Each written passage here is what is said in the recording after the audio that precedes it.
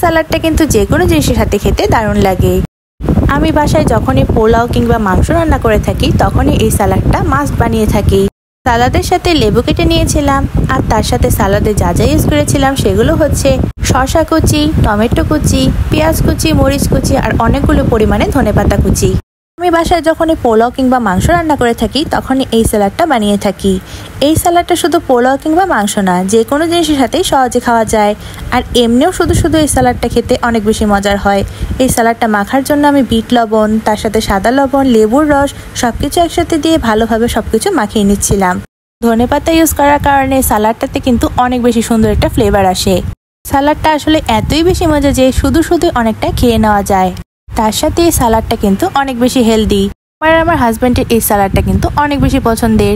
তোমরাও চাইলে বাসায় এটা ট্রাই করে দেখতে পারো, আর ভালো লাগলে একটা শেয়ার করে রাখতে পারো।